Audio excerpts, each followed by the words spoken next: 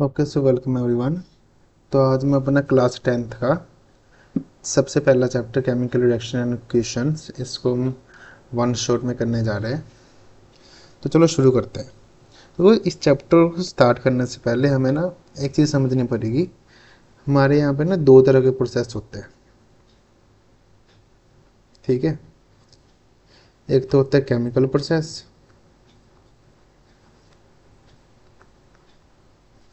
और एक होता है हमारा फिजिकल प्रोसेस। तो पहले हमें समझना पड़ेगा, हमें केमिकल रिएक्शन लिखा हुआ है ना, तो इसमें केमिकल का स्पेसिफिक मतलब क्या है। ठीक है, हम कब कहेंगे कि कोई भी रिएक्शन है या कोई भी प्रोसेस है वो केमिकल प्रोसेस है, केमिकल रिएक्शन है, तो इसके ना कुछ स्पेशल करेक्टरिस्टिक होती है। देखो सबसे पहले हम बात करते हैं फिजिकल प्रोसेस में, है ना। इसमें क्या हो रहा है, कोई भी no new chemical substance is form. इसका मतलब है कोई भी ऐसी रिएक्शन जिसमें कोई भी एक नया सब्सटेंस नहीं बन रहा, कोई नई चीज़ नहीं बन रही, तो इसको हम डाल लेंगे फिजिकल प्रोसेस में, है ना।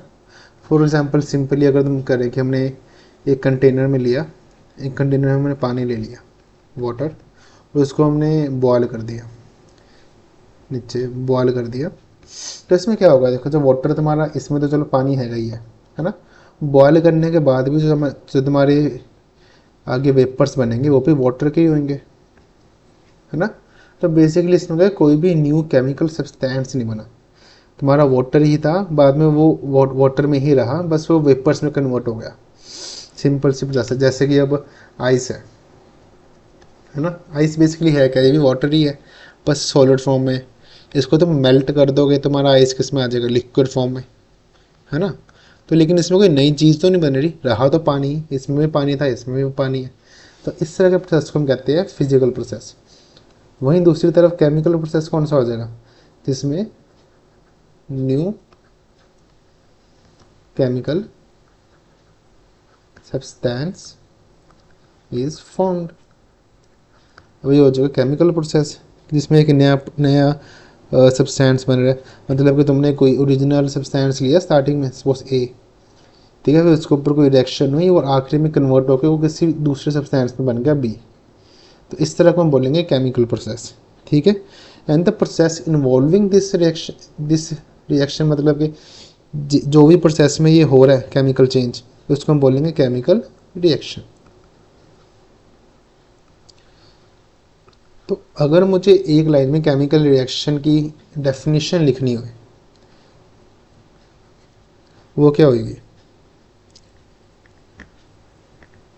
केमिकल रिएक्शन की बेसिक डेफिनेशन क्या होगी, it is a process in which one or more substances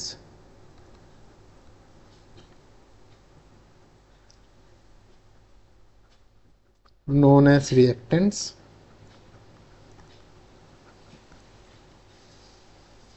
are converted to one or more different substances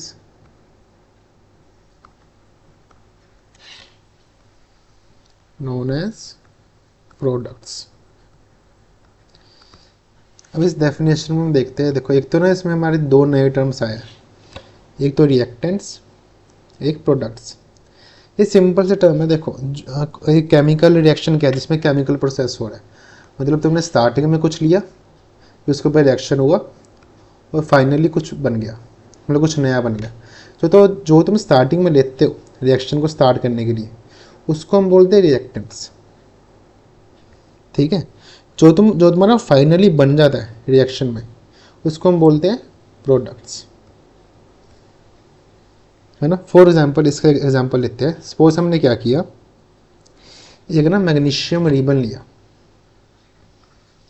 हमने क्या लिया, एक मैग्नीशियम रिबन लिया और उसको हमने फ्लेम में जलाया। कि सपोज हमने यहाँ पे क्या ली, एक फ्लेम लिया इस तरह का, उसमें एक मैग्नीशियम रिबन लिया और उसको तुमने यहाँ पे बर्न किया, ठीक है। यहाँ पे तुमने नीचे रख दिया एक चाइना डिश इस तरह से, कि जब बर्न करने के बाद जो भी इसमें निकलेगा वो इसमें तुमने कलेक्ट कर लिया, ठीक है। तो बेसिकली इसमें क्या रिएक्शन हो रही है, जो तुम्हारा मैग्नीशियम है,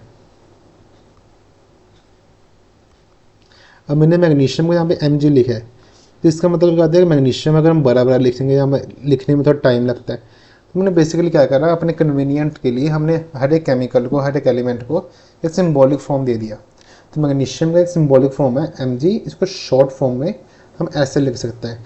अब कहीं पर भी अगर तुम्हारे केमिस्ट्री में, साइंस में Mg लिखा आ गया इस तरह से, है ना, इसका मतलब क्या है, मैग्नीशियम की बात हो रही है। तो सिंपली सिंबॉलिक फॉर्म है इसका। तो मैग्नीशियम को हमने क्या किया, हमने बर्न किया, है ना। और कोई भी चीज़ बर्न किस में होती है, ऑक्सीजन में। Oxygen is essential for burning, ठीक है। तो इससे हमारा एक केमिकल सब्सटेंस बना नया, मैग्नीशियम ऑक्साइड, ठीक है। देखो सबसे पहले देखो हमने स्टार्टिंग में क्या लिया, मैग्नीशियम लिया, और फाइनली मैग्नीशियम ऑक्साइड एक नया सब्सटेंस बन गया।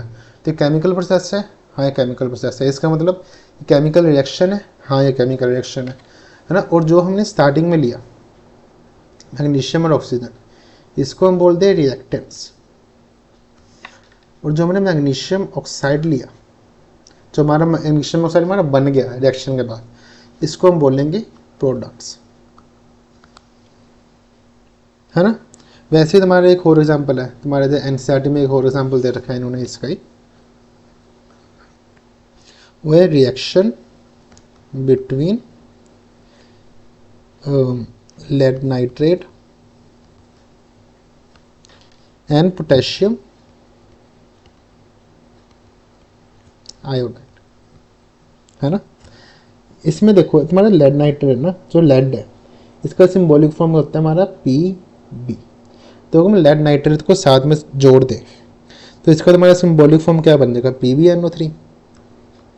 और पोटेशियम आयोडाइड क्या होगा, पोटेशियम का होता है K एंड आयोडाइड का होता है I, है ना। तो बेसिकली हम इसमें क्या करें, हमने लेड नाइट्रेट PbNO3 को हमने रिएक्ट करवाया Ki से, विच इज़ हमारा पोटेशियम आयोडाइड।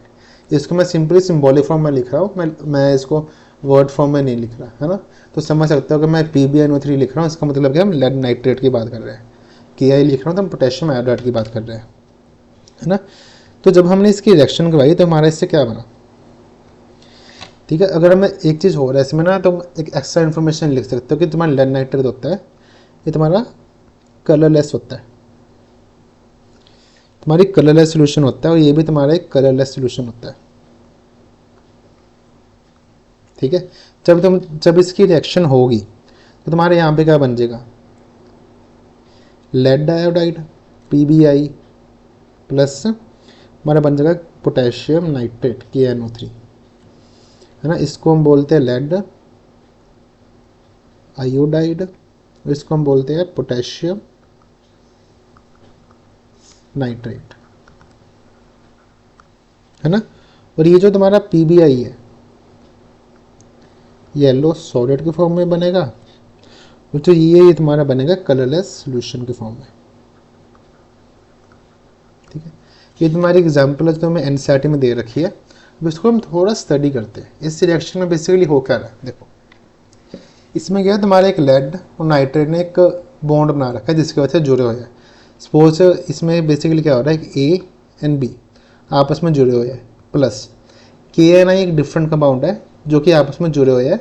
सपोज मैंने उसको CND फॉर्म में ले लिया, तो अब क्या किया, जो हमारा लेड है उसने आयोडाइड के साथ फॉर्म बना लिया, बॉन्ड बना लिया।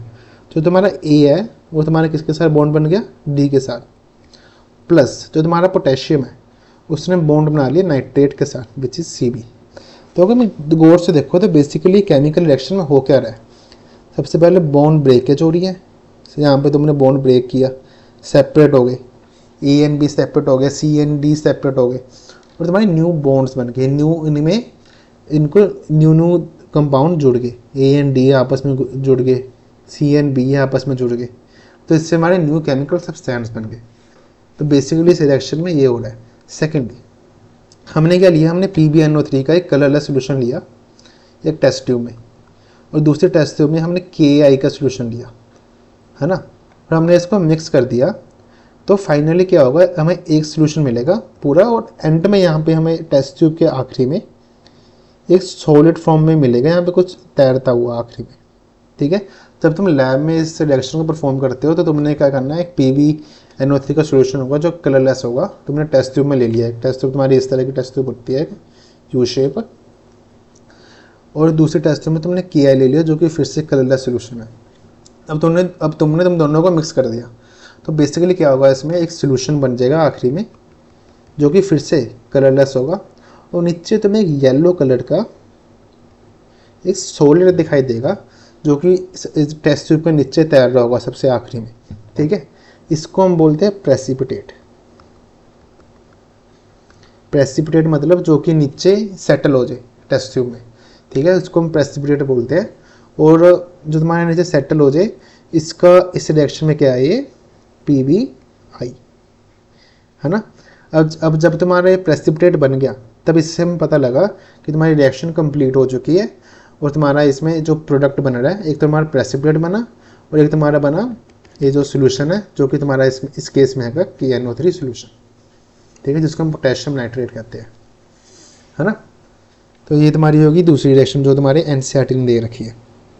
ऐसी एक तरह की और रिएक्शन जो तुम्हें NCERT ने दे रखी है, अगर हम उसको स्टडी करते हैं, ये इसमें क्या है ना, देखो हमने हमारे ना लैब में एक कॉनिकल फ्लास्क आता है, तो कभी तुम केमिस्ट्री लैब में जाओ तो इस तरह का होता है कॉनिकल फ्लास्क, एक कोन के फॉर्म में,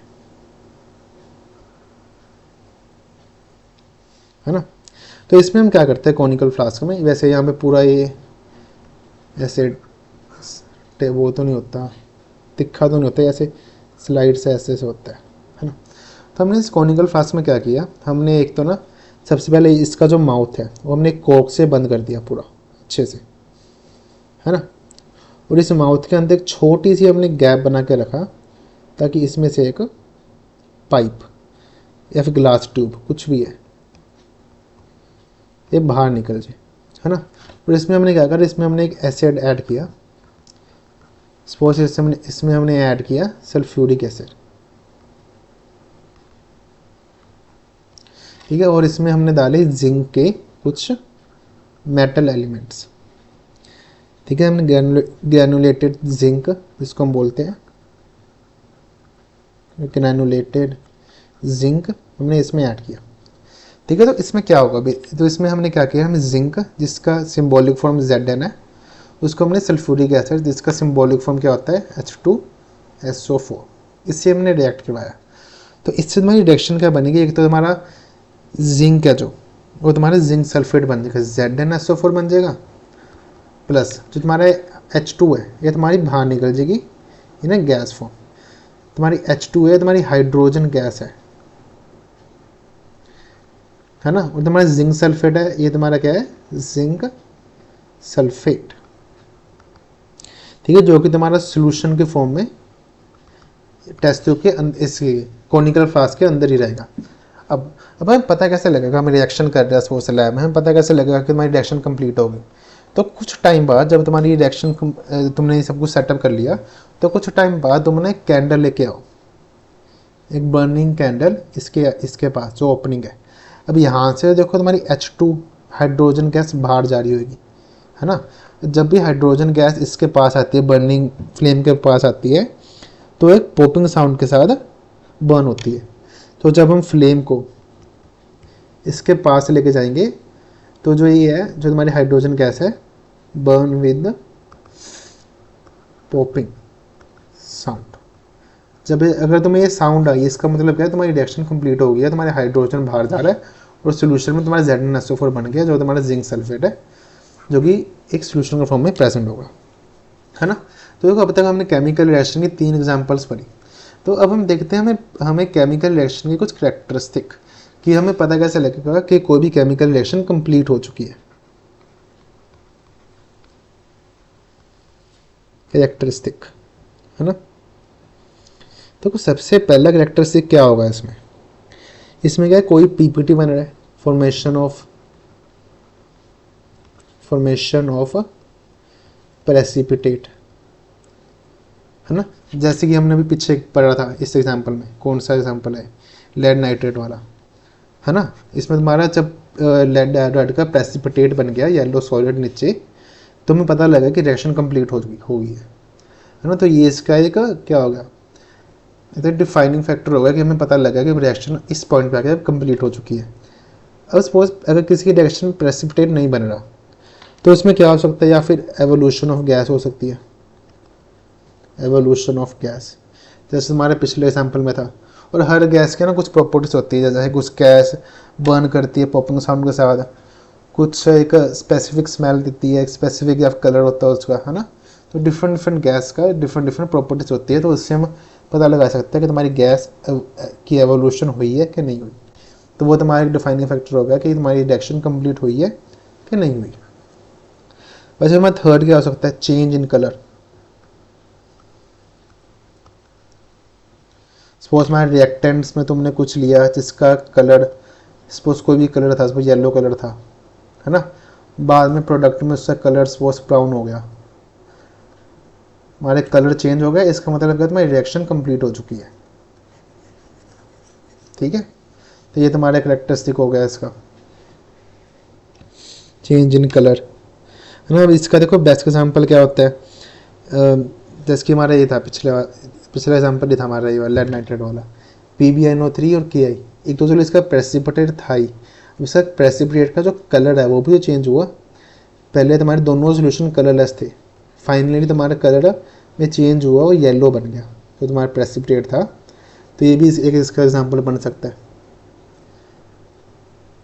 चेंज इन कलर का।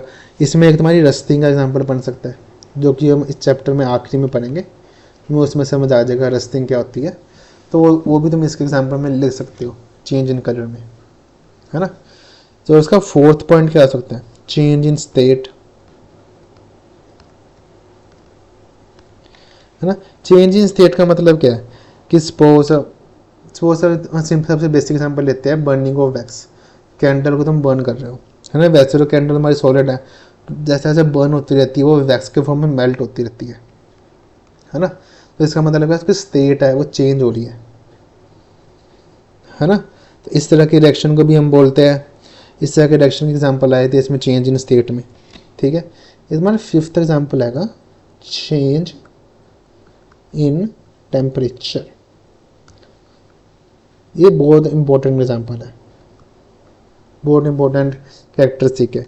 इसमें क्या होता है, कोई भी इसमें ना देखो हमारी दो तरह की रिएक्शंस बनती है टेम्परेचर के बेस पे, इसको हम यहीं पे पढ़ लेते हैं। एक तो हमारी होती है एक्सोथर्मिक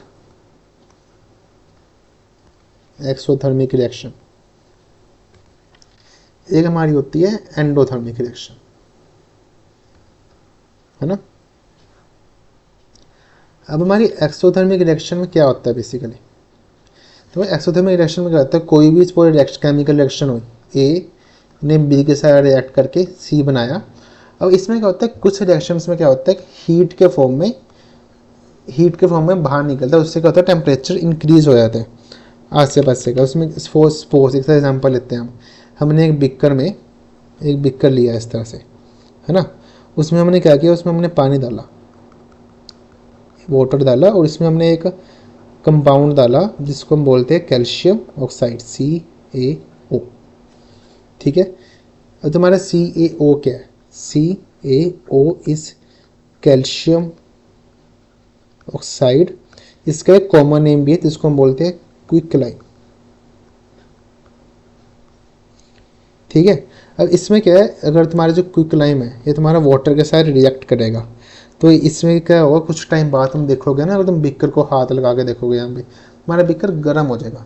और गर्म क्यों होगा, तुम्हारा CaO है, CaO प्लस H2O, ये तुम्हारा बन जाएगा CaOH whole twice plus heat.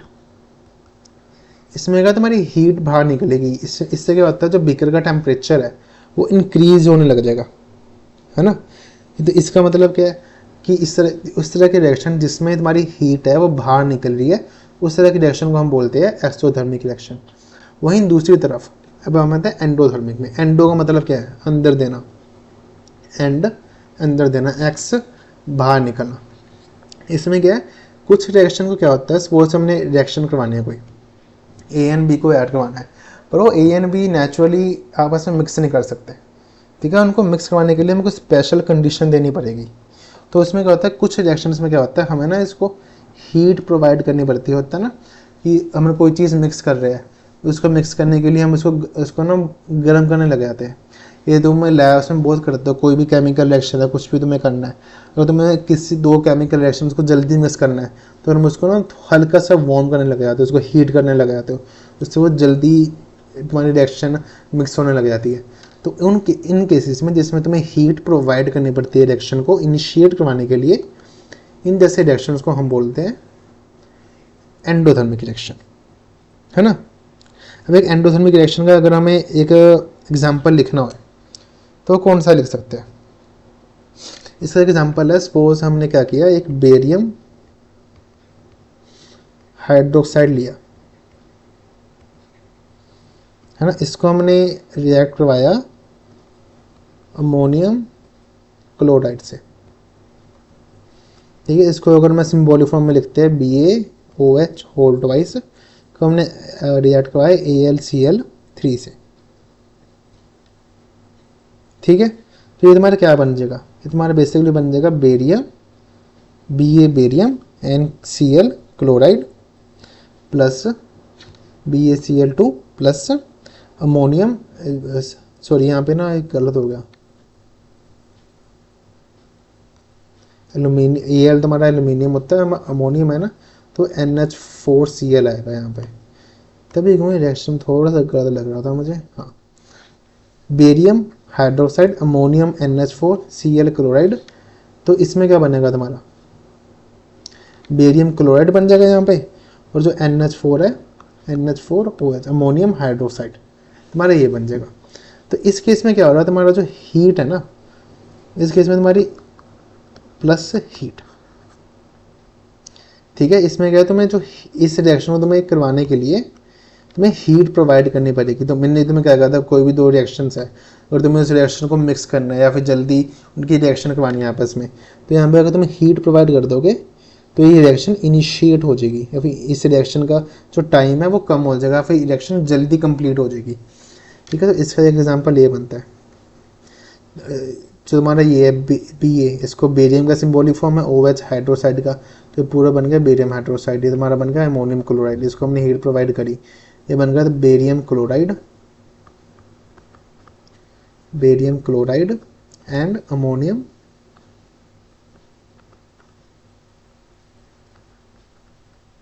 Hydroxide, ठीक है। चलो अब हम आते हैं आगे, हम आते हैं अपने अगले टॉपिक पे। अब तक हमने क्या पढ़ा, अब तक हमने पढ़ा केमिकल रिएक्शंस क्या होती है, हमने उसके कुछ एग्जांपल्स पढ़े हैं, ठीक है। हमने फिर ये पढ़ा केमिकल रिएक्शन कैरेक्टरिस्टिक क्या होती है। अब हम आते हैं हमारी केमिकल इक्वेशंस क्या होती है। अभी जो हमारा टॉपिक था ना ऊपर, उसमें तुम्हारे टॉपिक था chemical equations.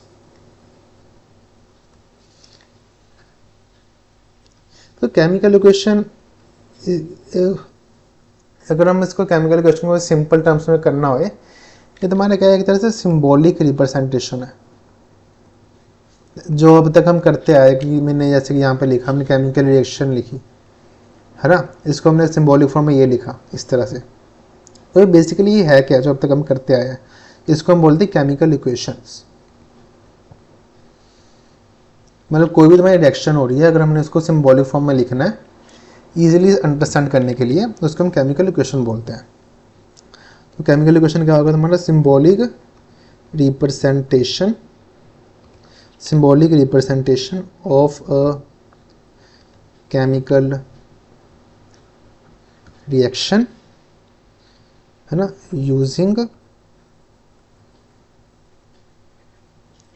Using symbols and formulas of the substances involved, है ना। जिसका एग्जांपल सबसे पहला हमने एग्जांपल लिया था बर्निंग ऑफ मैग्नीशियम रिबन तो इस हमारा बन गया था MgO, है ना। तो इसमें देखो जो हमारा Mg है, बेसिकली क्या है, सिंबॉलिक रिप्रेजेंटेशन है मैग्नीशियम की, और तुम्हारा O2 है, ये सिंबॉलिक रिप्रेजेंटेशन क्या है, ऑक्सीजन की, और तुम्हारा MgO है, ये सिंबॉलिक रिप्रेजेंटेशन है मैग्नीशियम ऑक्साइड की, है ना। इस तरह से हम कोई भी रिएक्शन है उसको हम सिंबॉलिक फॉर्म में लिख सकते हैं, उसके सिंबल्स के थ्रू, उसके फॉर्मूलाज के थ्रू। अब देखो हमें क्या है ना, हमें केमिकल इक्वेशन को जितना इंफॉर्मेटिव बना सकते हैं उतना इंफॉर्मेटिव बनाने की कोशिश करते हैं, ठीक है। उसमें हम एक्स्ट्रा सिंबल्स डाल के फॉर एग्जांपल इसमें हमने क्या किया, जैसे कि अभी ये एग्जांपल था हमारा, यहाँ पे हमने एग्जांपल लिया था ना, हाँ ये एग्जांपल है सपोज ZnH2SO4 वाला, तो इसको यहाँ पे लिखते हैं ZnH2SO4 वाला। अगर मैं इसको सिंपल ऐसे लिख दूँ ZnH2SO4, ये तो मेरा क्या दे रहा है ZnSO4 प्लस H2। अगर मैं इस रिएक्शन को सिंपल लिख दूँ ऐसे, तो मेरे को समझ आ रहा है, तो मेरे कुछ एक्स्ट्रा इन्फॉर्मेशन मिल रही है इस रिएक्शन के बारे में। पर अगर मैं वैसे यहाँ पे सिंबॉलिक फॉर्म में यहाँ पे सपोज में लिख दूँ S, इसका मतलब क्या है, तुमने जो जिंक लेना है वो सॉलिड फॉर्म में लेना है। तो मेरे रिएक्शन याद हो, हमने कॉनिकल फ्लास्क में जिंक को सॉलिड फॉर्म में डाला था, ग्रैनुलेटेड जिंक, है ना। और जो H2SO4 था वो हमारे किस में था, लिक्विड फॉर्म में, अगर तुम्हें याद हो, है ना, लिक्विड फॉर्म में था तुम्हारा था। अब तुम्हारा ZnSO4 बना था, ये किस फॉर्म में बना था, लिक्विड फॉर्म में। तुम्हारा लिक्विड क्या था, पानी के फॉर्म में, सोल्यूशन के फॉर्म में था, है ना। अब हम आते हैं इसमें H2 तुम्हारा क्या था, गैस, ये तुम्हारी क्या थी, बाहर निकल गई थी, है ना। अब तुम इस रिएक्शन को पकड़ के देखो, तो अब हमें क्या पता लग रहा है, हमने क्या लिया, हमने जिंक लिया जो कि सॉलिड फॉर्म में था, हमने फिर H2SO4 लिया which was in liquid form, ठीक है। फिर उसकी वजह से हमारा क्या बन गया, हमारा ZnSO4 बन गया जो कि लिक्विड फॉर्म में था, और हमारी H2 जो हमारी गैसियस फॉर्म में थी वो हमारी बाहर निकल गई। हमने ऐसे सिंबल्स डाल के हमने अपनी केमिकल इक्वेशन को और इन्फॉर्मेटिव बना दिया, है ना, ताकि हम एक सिंगल केमिकल इक्वेशन में जो उस रिएक्शन में हो रहा है, जो उस केमिकल प्रोसेस में हो रहा है, हम सब कुछ लिख सकें, है ना। तो इस तरह से हम केमिकल इक्वेशन को लिखते हैं ना, तो हमारे कुछ सिंबल्स होते हैं। फॉर एग्जांपल हमने जैसे S था, इसका मतलब क्या है, जो तुम्हारा कंपाउंड है या सब्सटेंस है, एलिमेंट है, और सॉलिड फॉर्म में है। अगर L लिखा हुआ है इसका मतलब क्या है, लिक्विड फॉर्म में है ना। G लिखा हुआ है इसका मतलब क्या है, गैस में, गैसियस फॉर्म में, है ना। अगर सपोज तुम्हारा यहाँ पे AQ लिखा होता है, इसका मतलब क्या है, तुम्हारा एक्वस सॉल्यूशन है। एक्वस सॉल्यूशन का मतलब क्या है कि है तो लिक्विड फॉर्म में, पर उसमें कोई सब्सटेंस मिक्स हुआ हुआ है, ठीक है, कोई एलिमेंट मिक्स हुआ हुआ है, इसकी कोई रिएक्शन आ गया कि तो उससे तुम्हें और समझ आ जाएगा। अब सपोज हम भाई एरो मैंने से ऊपर का एरो बना रखा है, इसका मतलब क्या है, कोई चीज़ इवॉल्व हुई है, कोई गैस इवॉल्व हुई है जो कि बाहर निकल गई। या फिर अगर एरो तुम्हारे नीचे बना हुआ है, इसका मतलब क्या है, तुम्हारा कोई प्रेसिपिटेट बना है जो कि नीचे सेटल हो गया, है ना। तो इस तरह से तुम उसको रिप्रेजेंट कर सकते हो। ये प्लस है, प्लस का मतलब क्या होता है, जो तुम्हारी रिएक्टेंट्स है, तो जो रिएक्ट कर रही है वो आपस में मिक्स हो रही है, तो उसको प्लस से हम करते हैं, है ना। तो अब इसके बाद हमारा एक पॉइंट हो रहता है, हमने लोअर क्लासेस में पढ़ा था लॉ ऑफ मास एक्शन, है ना। ये हमें क्या बताता है, लॉ ऑफ मास एक्शन, ठीक है, या फिर law of conservation of mass, ठीक है। इसमें हमारे बेसिकली क्या होता है, एटम्स, इसमें क्या होता है, कोई भी एटम है वो ना ही तो डिस्ट्रॉय हो सकता है अपने आप, ना ही कोई नया एटम बन सकता है ना। इसको अगर हम यहाँ पे कंजर्वेशन ऑफ मास लिखे तो ज़्यादा अच्छा रहेगा स्टार्टिंग के लिए। एक बार कंजर्वेशन ऑफ मास, है ना। ये क्या कहता है, atoms can neither be destroyed nor created. मतलब कोई भी केमिकल रिएक्शन में तुम्हारे जो एटम्स है, ना ही वो डिस्ट्रॉय होंगे ना ही वो क्रिएट होंगे रिएक्शन के बीच में, है ना। मतलब जो जितने तुमने एटम्स स्टार्टिंग में लिए थे उतने ही एटम्स हमारे फाइनल में होने चाहिए। मतलब number of atoms on left hand side, left hand side कौन सा होगा तुम्हारा, रिएक्टेंट्स वाला, should be equal to number of atoms on right side, मतलब प्रोडक्ट्स। इतना समझ आया है ना। मतलब ओवरऑल जो तुम्हारा मास है वो कंजर्व हो जाएगा, जितना मास तुमने स्टार्टिंग में लिया था उतना ही मास तुम्हारा एंड में भी होना चाहिए, है ना। तो इसका सपोज मैं एक एग्जांपल लेता हूँ। इसको हमने क्या किया, हमने सपोज कोई भी एग्जांपल ले लो, सपोज मैग्नीशियम वाला एग्जांपल ही था, उसको लिया हमने, मैग्नीशियम ऑक्सीजन, मैग्नीशियम ऑक्साइड बन गया, है ना। अब तुम इसको देखो, हमने यहाँ पे कितना लिया, अगर हम यहाँ पे एक बनाइए, सपोज एक ना हम टेबल बनाते हैं हम इस तरह से, है ना।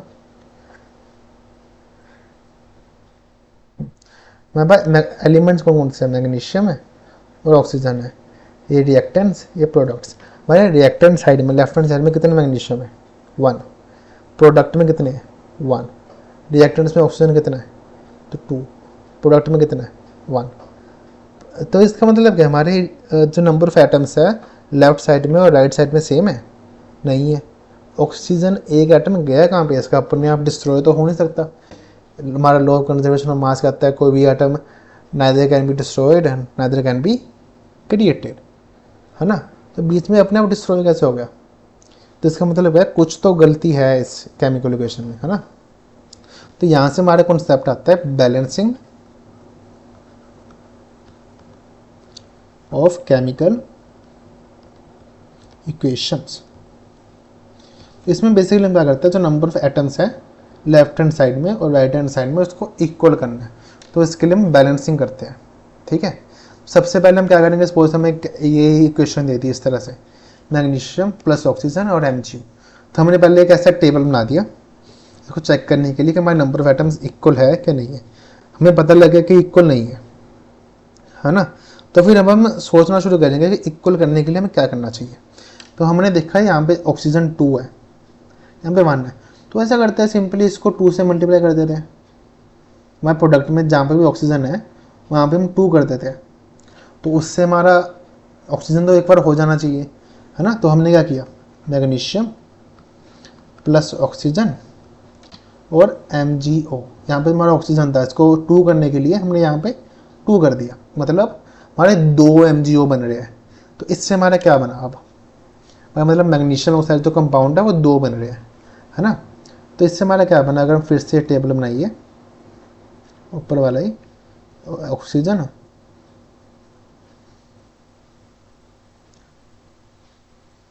अब क्या हुआ हमारे रिएक्टेंट्स प्रोडक्ट्स। अब मैग्नीशियम कितना आ रहा है लेफ्ट हैंड साइड में 1, अब कितना हो गया 2, ऑक्सीजन कितना था 2, अब कितना हो गया 2।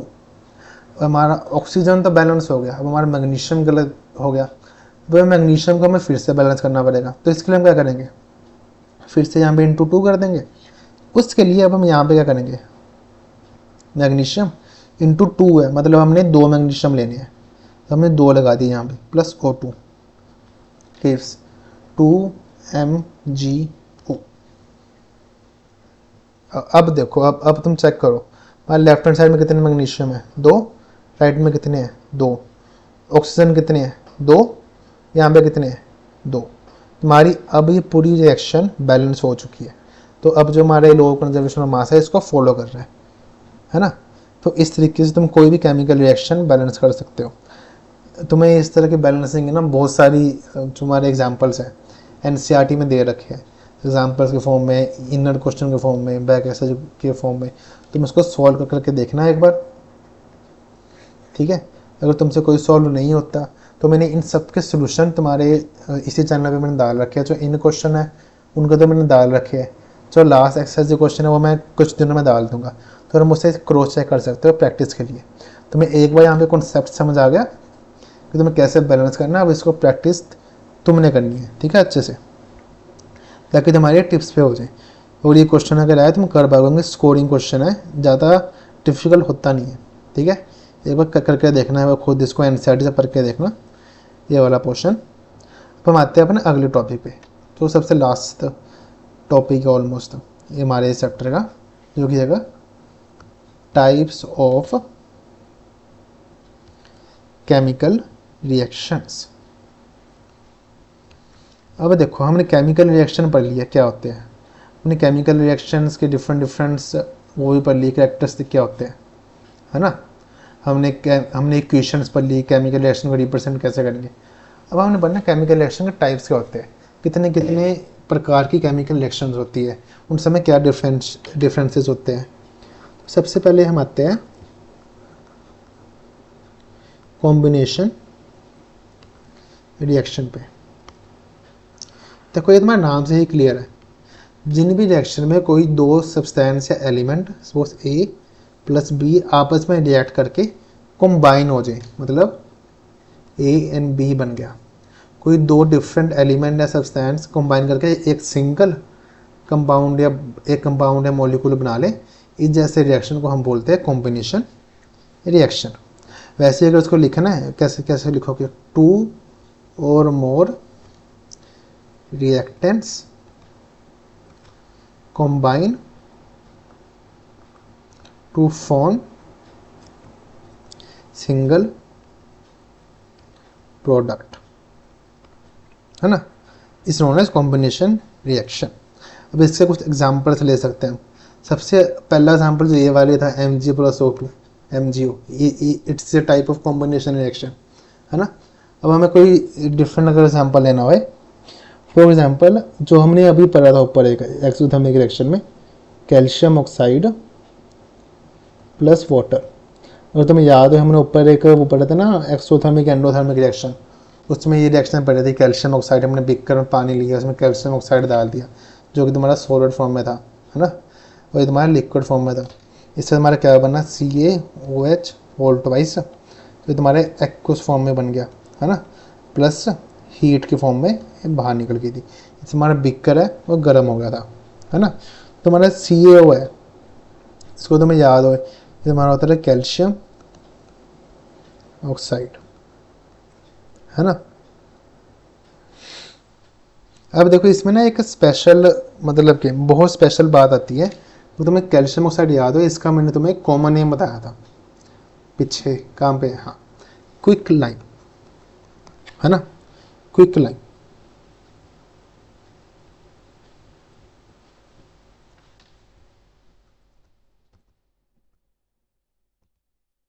इसके ना बहुत एक ना मतलब कि बहुत इंपॉर्टेंट एप्लीकेशन है हमारे घर में। तो उसकी वो एप्लीकेशन क्या है,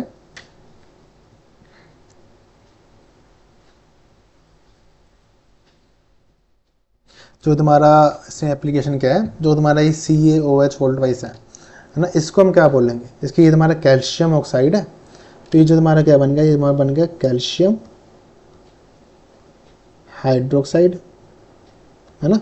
इसका एक कॉमन नेम होता है क्विक लाइन, वैसे इसका एक कॉमन नेम होता है स्लेक्ड लाइन। जो तुम्हारा कैल्शियम हाइड्रोक्साइड है, ये तुम्हारा काम आता है वाइट वॉशिंग में। जब भी तुम्हारे घर में पेंट करते हैं उससे पहले हम एक वाइट कलर का एक पेंट लगाते हैं हमारी दीवारों पे। ये कभी हमने नोटिस किया होगा, अगर तुम्हारे घर में कभी पेंट हुआ है उससे पहले एक वाइट कलर का कुछ लगाते हैं हम, पेस्ट सा, है ना। वो उसमें क्या होता है, हम कैल्शियम हाइड्रोक्साइड के सोल्यूशन को लगाते हैं दीवारों पे। उससे क्या होता है, जो हमारा कैल्शियम हाइड्रोक्साइड है वो तो हमारा होता है एक्वस फॉर्म में, उसको हमने दीवारों पे लगा दिया, है ना। तो जो हमारे एटमॉस्फेयर में कार्बन डाइऑक्साइड है, ये उससे रिएक्ट करके एक सॉलिड कार्बन कैल्शियम कार्बोनेट का स्ट्रक्चर बना लेता है और वाटर से बाहर निकल जाता है। इसको बोलते हैं हम कैल्शियम कार्बोनेट, है ना। ये तुम्हारा एक सॉलिड फॉर्म में बनता है। इसमें क्या होता है, वाइट वॉशिंग में तुमने पहले वाइट पेंट कर दिया तो भी सॉलिड बन गया हमारे एटमॉस्फेयर के कार्बन डाइऑक्साइड के साथ रिएक्ट करके, है ना। इससे हमारी क्या बनती है, जो कैल्शियम कार्बोनेट बनता है, इससे हमारी तरह से इसमें शाइनिंग फिनिश आ जाती है वॉल्स को। हमारे जो वॉल्स है तरह शाइनिंग बन जाते हैं, है ना। पूरे वाइट सा हमारा जब वॉल सूख जाता है उसके बाद इस तरह शाइनिंग फिनिश दे देता है हमारी दीवारों को। तो इसका एक बहुत इंपॉर्टेंट एप्लीकेशन है जो हमारे घर में आता है पेंट करने के टाइम पे, है ना। और ये कितने टाइम में होता है, सपोज तुमने आज अगर इसको कैल्शियम हाइड्रोक्साइड को लगाया, कम से कम 2 से 3 डेज लग जाते हैं इसको पूरा रिएक्ट होने में, पूरा सूखने में, ठीक है। और ये तुम्हारी रिएक्शन जो ऊपर वाली रिएक्शन थी कैल्शियम ऑक्साइड को तुमने H2O के साथ ही है, ये तो चलो कॉम्बिनेशन रिएक्शन तो है ही है, ये एक तुम्हारी एक्सोथर्मिक रिएक्शन भी है। अब तुम्हें याद हो एक्सोथर्मिक रिएक्शन कौन सी होती है, जिसमें तुम्हारी हीट इवॉल्व होती है ना। वैसे ही अब हम क्या करते हैं, एक्सोथर्मिक रिएक्शन के भी 2-3 एग्जांपल्स और पढ़ते हैं। एक्सोथर्मिक रिएक्शन हमने पीछे करी थी ना, जिसमें हीट इवॉल्व होती है, इसका हम 2-3 एग्जांपल्स और पढ़ते हैं जो कि इंपॉर्टेंट है। सबसे पहले आता है बर्निंग ऑफ कोल। तो बेसिकली कोल क्या होता है हमारा, जो बेसिकली कोल क्या होता है, कार्बन होता है सॉलिड फॉर्म में, प्योर कार्बन, ठीक है। तो इसको अगर हम बर्न करते हैं ना एटमॉस्फेयर में, तो ऑक्सीजन के साथ रिएक्ट करेगा जब बर्न होगा। ये तुम्हारा बना दे रहा है कार्बन डाइऑक्साइड, इसको हम बोलते हैं कार्बन डाइऑक्साइड, है ना। तो एक बेसिकली क्या है, कार्बन डाइऑक्साइड बन गया, प्लस इसमें क्या होगी, हीट इवॉल्व होगी बहुत सारी, ठीक है। इस तरह की रिएक्शन हम बोलते हैं एक्सोथर्मिक रिएक्शन। अब वैसे ही एक रिएक्शन इसका हो रहा है, फॉर्मेशन ऑफ वाटर। वाटर कैसे बनता है, इसमें हम हाइड्रोजन को प्लस ऑक्सीजन को आपस में रिएक्ट करवाते रहे, इससे तुम्हारा H2O बन जाता है। इसको अगर हम बैलेंस करिए इस तरह से बैलेंस हो जाएगा, है ना। इस रिएक्शन में भी तुम्हारी हीट इवॉल्व होती है, अगर इसमें हम हाइड्रोजन गैस और ऑक्सीजन गैस को रिएक्ट करवा दिया आपस में, तुम्हारा H2O लिक्विड फॉर्म में वाटर बन जाएगा, है ना। इसका एक और एग्जांपल होता है बर्निंग ऑफ क्या हो गया, नेचुरल गैस। नेचुरल गैस तुम्हारी क्या होती है, मीथेन, CH4 को हम नेचुरल गैस बोलते हैं, इसको हम मीथेन भी बोलते हैं, है ना। ये तुम्हारी बर्न करा मतलब ऑक्सीजन में रिएक्ट करा, क्या बन गया, कार्बन डाइऑक्साइड प्लस वाटर, दोनों गैसेस फॉर्म में, है ना। इसको तुम बैलेंस करोगे, क्या हो जाएगा, यहाँ पे H2O पे 2 आ जाएगा, ऑक्सीजन पे 2 आ जाएगा, है ना। इसमें तुम्हारा एक और एग्जांपल होता है रेस्पिरेशन का, इसको हम यहाँ पे नहीं पढ़ेंगे डिटेल में, तुम्हारा आगे बायोलॉजी का चैप्टर आएगा उसमें डिटेल में तुम्हें समझ आएगा रेस्पिरेशन क्या होता है।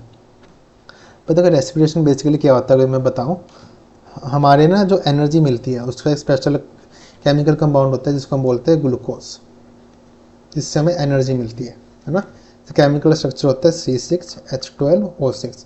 इसको क्या होता है, जब हम ग्लूकोज का जो हमने खाना खाया, है ना, फिर जो हमने इनहेल किया ऑक्सीजन, ये उसके साथ रिएक्ट करके एक तो कार्बन डाइऑक्साइड छोड़ता है जो हम बाहर निकाल देते हैं, प्लस जो पानी निकला है इसका प्लस, इसकी वजह से हमें एनर्जी मिलती है।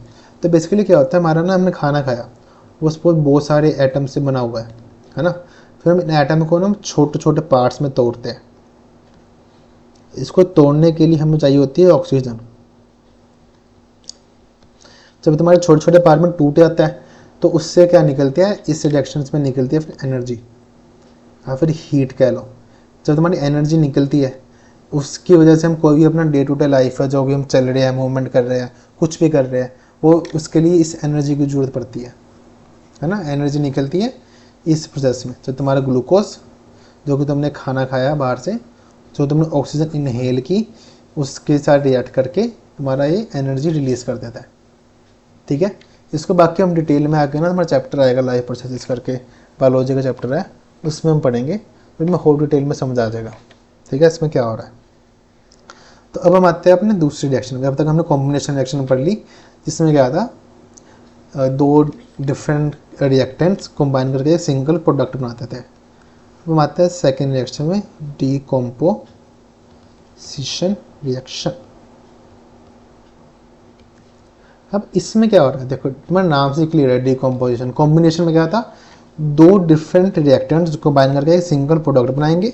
इसमें एक सिंगल प्रोडक्ट ब्रेक होके डिफरेंट रिएक्टेंट्स बनाएंगे, ठीक है। इसको अगर हमने लिखना है single reactant breaks down when exposed to, let's say, heat, light or electricity, ठीक है, resulting into formation of two or more products। तो इसमें बेसिकली क्या हो रहा है, एक सिंगल रिएक्टेंट तुम्हारा ब्रेक करके दो डिफरेंट प्रोडक्ट्स बना देगा। अब देखो, अगर तुम्हें किसी चीज़ को ब्रेक करना है, तुम्हें कुछ तो बाहर से इनिशिएट करने के लिए कुछ एनर्जी देनी पड़ेगी। अब ऐसा तो है नहीं अपने आप ही ब्रेक कर जाएगा, तुम्हें कुछ भी ब्रेक करना है तुम्हें बाहर से एनर्जी या फोर्स लगानी पड़ती है ना, बाहर से, तभी कुछ ब्रेक करता है।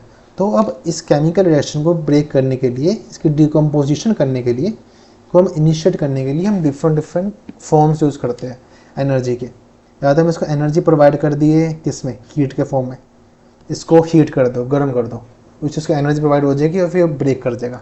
या फिर लाइट, मतलब इसको हमने सनलाइट में रख दिया, ठीक है, उससे इसको एनर्जी मिलेगी। या फिर इसको हमने प्रोवाइड कर दी इलेक्ट्रिसिटी, इसको उससे सनलाइट मिल जाएगी, इसको इलेक्ट्रिसिटी से एनर्जी मिल जाएगी, जिसकी वजह से ये ब्रेक कर देगा। अब हम क्या करेंगे, डिफरेंट फॉर्म्स के में हम इसके एग्जांपल्स पढ़ेंगे, ठीक है। तो सबसे पहले हम आते हैं इस पे, जो तुम्हारी हीट है, इसको हम बोलते हैं थर्मल डिकम्पोजिशन। जहाँ पे तुम्हारा वर्ड थर्मल आ गया, मतलब हीट की बात हो रही है, ठीक है, इसको हम बोलते हैं थर्मल डिकम्पोजिशन, है ना।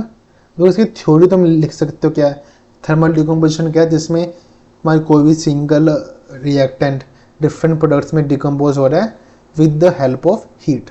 ये इसकी सिंपल थ्योरी है ना। अब हम आते हैं सिंपल इसके एग्जांपल्स पे डायरेक्ट, ठीक है। सबसे पहला एग्जांपल क्या है इसका, हमने क्या लिया, हमने सपोज हमने लिया ferrous sulphate crystals, ferrous sulphate crystals ली, ठीक है। तो क्रिस्टल्स क्या होते हैं, एक तो फेरस सल्फेट सिंपल कंपाउंड, उसके साथ तुम्हारा वाटर मॉलिक्यूल अटैच हो जाता है सॉलिड फॉर्म में, इसको हम बोलते हैं क्रिस्टल्स, ठीक है। इसको अगर हमने हीट प्रोवाइड करी तो तुम्हारा टूट जाएगा। कैसे टूटेगा, हमने FeSO4.7H2O लिया, हमने इसको हीट प्रोवाइड करी, तो क्या करेंगे, जो वाटर मॉलिक्यूल है इसके साथ जुड़े हुए हैं वो सेपरेट हो जाएंगे, 7H2O ऐसे। अब हमने इसको फर्दर हीट प्रोवाइड करी, तो तुम्हारा FeSO4 है, इसको हमने फर्दर हीट प्रोवाइड करी, ये फिर तुम्हारा टूट जाएगा फर्दर इसके डिफरेंट प्रोडक्ट्स में। तो किस में टूटेगा, F2O3 plus SO2 plus SO3। अब हम थोड़ी सी देते हैं इसमें इंफॉर्मेशन, जो FeSO4 है तुम्हारा होगा सॉलिड फॉर्म में, है ना। इसको जब तुमने हीट किया, इससे तुम्हारा Fe2O3 बना, अगेन सॉलिड फॉर्म में, इसको हम बोलते हैं फेरस, फेरस नहीं, इसको हम बोलेंगे फेरिक, इसमें डिफरेंट है, इसको हम बोलेंगे फेरिक, फेरिक ऑक्साइड, और इसको हम बोल रहे हैं फेरस सल्फेट। क्यों, जब भी देखो Fe का ना कुछ चार्ज होता है, जब भी तुम्हारा Fe का चार्ज 2+ होगा, इसको हम बोलते हैं फेरस। जब भी तुम्हारा Fe का चार्ज 3+ होगा, इसको हम बोलते हैं फेरिक। इसमें तुम्हारा Fe का चार्ज 3+ है, तो इसको हमने बोला फेरिक ऑक्साइड, ठीक है। ये तुम्हारा क्या बन गया, ये तुम्हारी बन गया सल्फर डाइऑक्साइड गैसियस फॉर्म में, जो बाहर निकल जाएगा, सल्फर डाइऑक्साइड, है ना। वैसे तुम्हारे बन गया सल्फर ट्राइऑक्साइड, अगेन ये तुम्हारा गैसियस फॉर्म में, ये तुम्हारा निकल जाएगा बाहर। अब तुमने बेसिकली अगर ना, ये तुम्हारी होगी एग्जांपल थर्मल डिकम्पोजिशन की, इसको तुम सिंपली एक्सप्लेन कर सकते हो कि तुमने पहले फेरस सल्फेट क्रिस्टल लिया, उसको तुमने हीट किया, फिर वो तुम्हारा फेरस सल्फेट में कन्वर्ट हो गया, है ना। फिर तुम्हारा वो H2 और तुम्हारा वाटर ऑफ क्रिस्टलाइजेशन जिसको हम बोलते हैं, वो सेपरेट हो गए वाटर वेपर्स के फॉर्म में।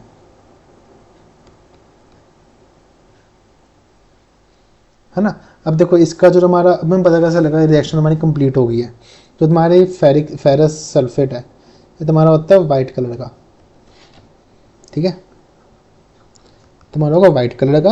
और तुम्हारे क्रिस्टल है ये तुम्हारे होते हैं ग्रीन कलर के। तो तुम्हारे ग्रीन कलर से वाइट कलर में कन्वर्ट हो गया, मतलब फेरस सल्फेट बन गया। जब तुम्हारे फेरस सल्फेट वाइट कलर से ये तुम्हारा हो गया ब्राउन रेडिश में, तो समझ लेना तुम्हारा फेरिक ऑक्साइड बन गया, हमारी रिएक्शन कंप्लीट हो गई, है ना। तो सिंपली आप एक्सप्लेन कर सकते हो। वैसे इसकी एक और एग्जांपल है थर्मल डिकम्पोजिशन की, वह डिकम्पोजिशन ऑफ कैल्शियम कार्बोनेट। तुम्हें याद हो कैल्शियम कार्बोनेट हमने पढ़ा था वाइट वॉशिंग वाले टॉपिक में, CaCO3 को अगर मैंने डिकम्पोज करना है, तुम्हारा सॉलिड फॉर्म में होता है, इसको हम लाइमस्टोन भी कहते हैं। कैल्शियम कार्बोनेट देख तो वो था जब तुमने दीवार पर लगाया वो सूख गया। कैल्शियम कार्बोनेट का सेम फॉर्मूला वह लाइमस्टोन का भी सेम फॉर्मूला होता है, या फिर जिसको मार्बल भी कह देते हैं, है ना। इसको तुमने हीट किया, अब ये तुम्हारा ब्रेक हो जाएगा तो कैल्शियम ऑक्साइड में, क्योंकि तुम्हारा सॉलिड फॉर्म है जिसको हम क्विक लाइम भी बोलते हैं, और साथ में इसकी कैल्शियम डाइऑक्साइड की गैस बाहर निकल जाएगी, है ना। तो ये तुम्हारा हो गया किस में, ये तुम्हारा रिएक्शन होगी कैल्शियम कार्बोनेट की, ठीक है। अब ये रिएक्शन की एक बहुत इंपॉर्टेंट बात होती है, it is very important in industries, ये तुम्हारी रिएक्शन ऊपर वाली, क्योंकि इसमें क्या कैल्शियम ऑक्साइड जो है का वो यूज़ हो रहा है सीमेंट की प्रोडक्शन के लिए। कैल्शियम ऑक्साइड जो कि तुम्हारा इस रिएक्शन में बन रहा है is being used in cement production. ये तुम एक्स्ट्रा पॉइंट इसका याद रख सकते हो इस रिएक्शन का, सीमेंट प्रोडक्शन के लिए इंडस्ट्रीज में जो तुम्हें कैल्शियम ऑक्साइड चाहिए दैट इज CaO, वो इस रिएक्शन से बनता है, ठीक है।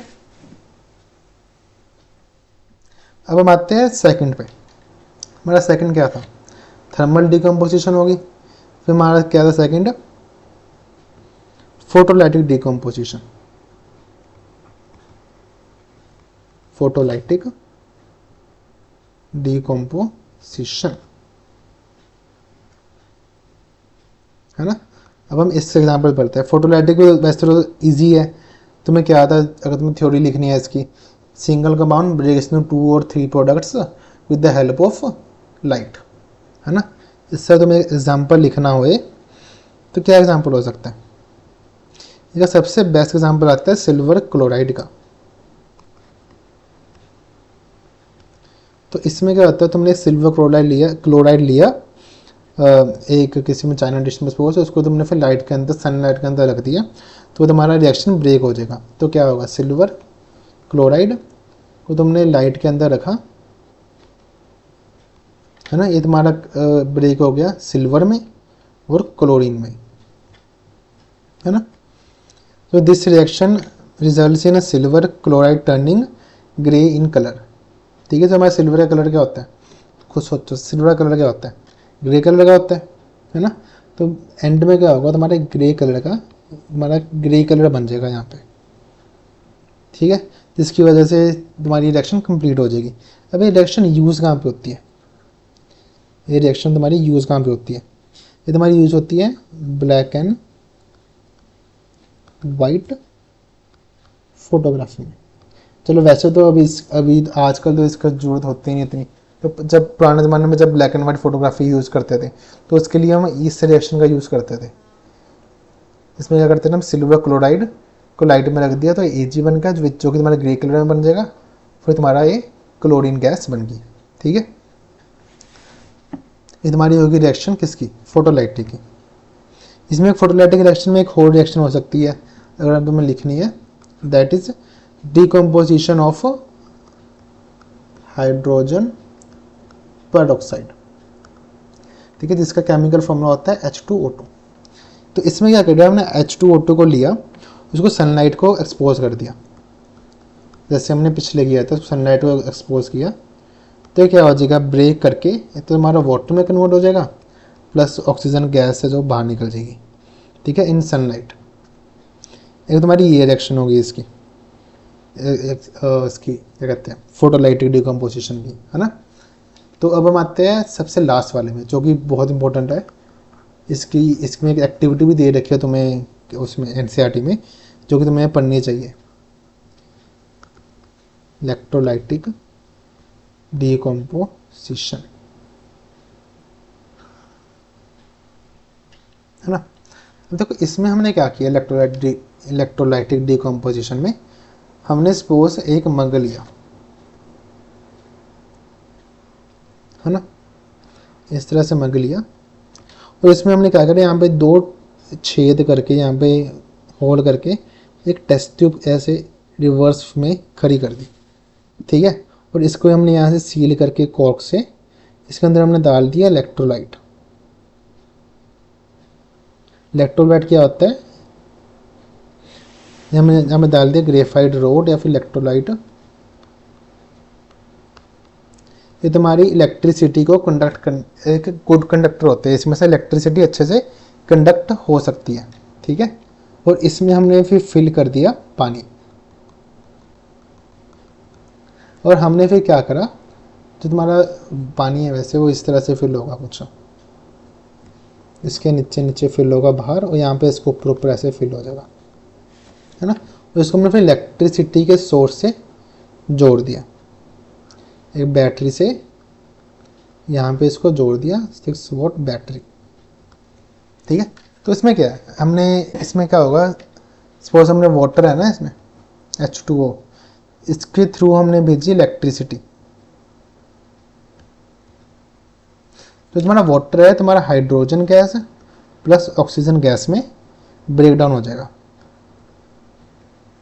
अब बहुत इंपॉर्टेंट बात है, हमने जब इसको रिएक्शन को बैलेंस करेंगे H2O2। अब देखो हमें रिएक्शन से क्या पता लग रहा है, हमारा जो हाइड्रोजन गैस का मॉलिक्यूल है वो हमारे डबल बन रहा है ऑक्सीजन से।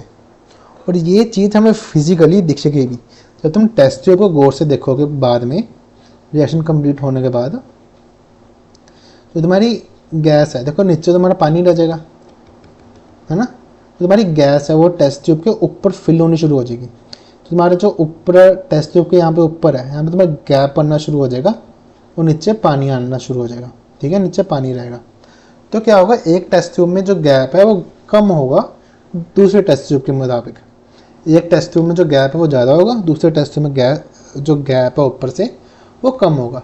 तो जिस टेस्ट ट्यूब में जो गैप है वो ज़्यादा होगा, उसमें तुम्हारी होगी हाइड्रोजन गैस। जिसमें तुम्हारा गैप है जो ऊपर या फिर जो खाली जगह है वो कम होगी, उसमें तुम्हारी होगी ऑक्सीजन गैस, ठीक है। वही यहाँ पे देखो केमिकल रिएक्शन तुम्हें पता लग रही है, 2H2 और O2, ये इसकी एक्सप्लेनेशन है। इसको फिजिकली तुम्हें देखना है, तुम टेस्ट ट्यूब के ऊपर देखोगे, जो ऊपर तुम्हारी जगह खाली जगह बनेगी, जहाँ पे हाइड्रोजन गैस है वहाँ पे जगह ज़्यादा बनेगी, उसके डबल बनेगी ऑक्सीजन के। जहाँ पे ऑक्सीजन में जगह यहाँ पे कम बनेगी, इसके हाफ बनेगी, है ना। तो ये तुम्हारा एग्जाम्पल हो गया इलेक्ट्रोलाइटिक डिकम्पोजिशन का। और ये तुम्हारा रिएक्शन हैगा एक एंडोथर्मिक रिएक्शन का भी, क्योंकि एंडोथर्मिक क्या था, उसमें हमें एनर्जी प्रोवाइड करनी पड़ती थी, है ना। तो एनर्जी प्रोवाइड का मतलब इलेक्ट्रिसिटी क्या है, इस फॉर्म ऑफ एनर्जी ओनली, उसमें हमने एनर्जी प्रोवाइड करी है। तो भी तुम्हारी एंडोथर्मिक रिएक्शन का भी एग्जाम्पल है, ठीक है। अब हम आते हैं थर्ड टाइप ऑफ रिएक्शन पे, जो कि हमारी है डिस्प्लेसमेंट रिएक्शन,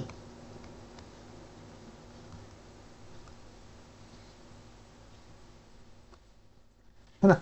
देखो डिस्प्लेसमेंट रिएक्शन क्या होता है, सपोज एक कंपाउंड AB और CD, है ना। ये तुम्हारा AD प्लस CB ऐसे बन गया। अब इसमें क्या हो रहा है, मैंने सपोज क्या किया, चलो इसको रिएक्शन को भी छोड़ो एक बार। सपोज मैंने क्या किया, एक कंपाउंड लिया A और B, ठीक है, और एक एलिमेंट लिया C। अब मैं क्या कह रहा हूँ, जो हमारा एलिमेंट है वो ज़्यादा रिएक्टिव है A से, मतलब C के बाद C की शक्ति A से ज़्यादा है। C जो तुम्हारा कंपाउंड बनाना चाहता है उसकी जो एनर्जी है वो ज़्यादा है। बेसिकली क्या है, अगर मैंने B लिया अलग से और यहाँ पे A दे दिया और इसको C दे दिया, ठीक है, तो बी सी जो कंपाउंड ज़्यादा जल्दी बनाएंगे बजाय बी ए के।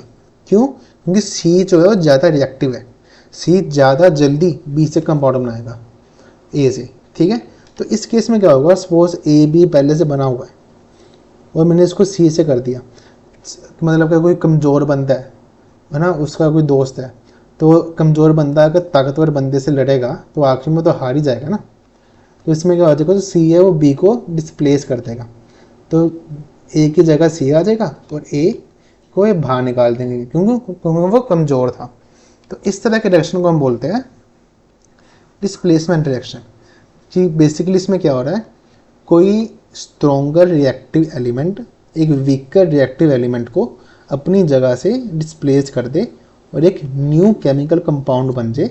इस तरह के रिएक्शन को हम बोलेंगे डिस्प्लेसमेंट रिएक्शन। कि कोई ताकतवर बंदा आके कमज़ोर बंदे को बाहर निकाल दे उसके घर से और वो खुद उसके घर में जगह बना ले। ठीक है, इस तरह के रिएक्शन को हम बोलेंगे displacement reaction.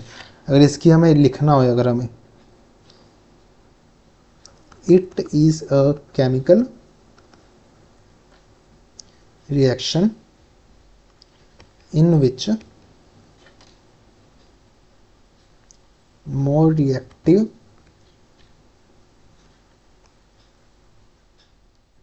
more reactive element displaces a less reactive element। ठीक है, from its compound। इस तरह की रिएक्शन को हम बोलते हैं डिस्प्लेसमेंट रिएक्शन। जिससे बहुत इंपॉर्टेंट रिएक्शन आती है या एग्जांपल आती है कि हमने क्या किया, टेस्ट ट्यूब ली, इसके अंदर हमने CuSO4 कॉपर सल्फेट का सोल्यूशन डाला जो कि ब्लू कलर का होता है। CuSO4 डाला जो कि तुम्हारा होता है ब्लू कलर का, इसको हम इससे बनाते हैं, ब्लू कलर का होता है तुम्हारे पूरा।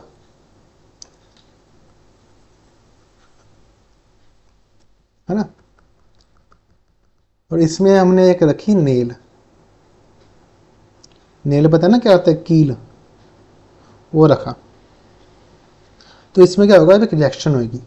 जो हमारी आयरन नेल है वो होती है आयरन की बनी होती है, उसने क्या किया है CuSO4 के साथ रिएक्ट किया।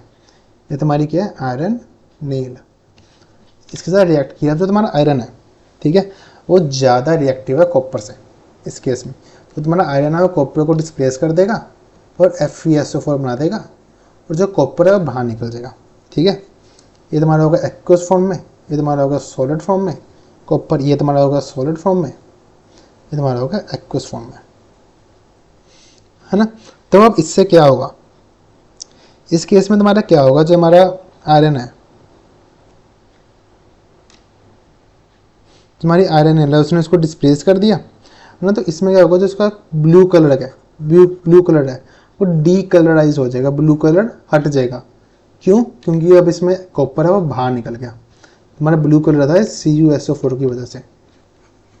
ठीक है, तो ये तुम्हारी ये तुम्हारी एक रिएक्शन होगी इसकी RNL विद कॉपर सोल्यूशन की, कॉपर सल्फर सोल्यूशन की। एक बहुत इंपॉर्टेंट रिएक्शन है, इसको अच्छे से याद करना। इसकी थ्योरी भी तुम ऐसे लिख सकते हो, टेस्ट ट्यूब बना के यहाँ पे लिखते हो कि you put RNL in copper sulfur solution, after some time the blue color decolorize and FeSO4 form and copper iron displaces copper from its copper sulfur solution and iron sulfate is formed। ठीक है, तो इसके 2-3 reactions हो रहे हैं जो तुम पढ़ सकते हो। जैसे कि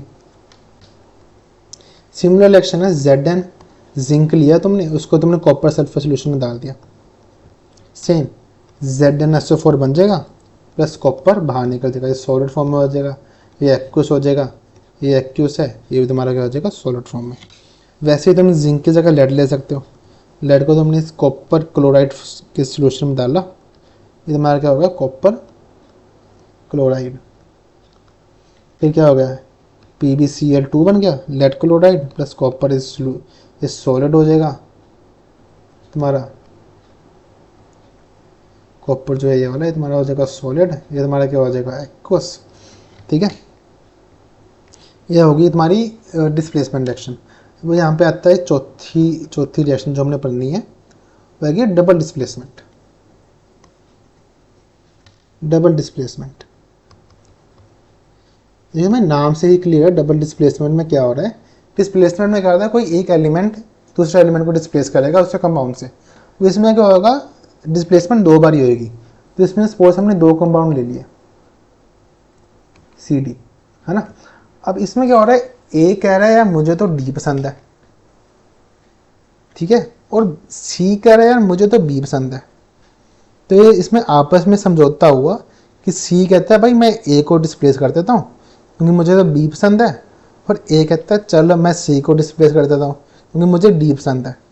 तो फिर इससे क्या होगा, सी जाके ए को डिस्प्लेस करके बी के साथ अपना घर बना लेगा, और जो ए है वो जाके डी के साथ अपना घर बना लेगा, इस तरह से, है ना। तो बेसिकली इसमें क्या हुआ, डिस्प्लेसमेंट दो बार हुई, सी ने पहले ए को डिस्प्लेस किया और फिर ए ने सी को डिस्प्लेस किया उसी के टर्न में, है ना। तो इस तरह के रिएक्शन को हम बोलते हैं डबल डिस्प्लेसमेंट रिएक्शन। तो अगर हमने लिखना हो यहाँ पे,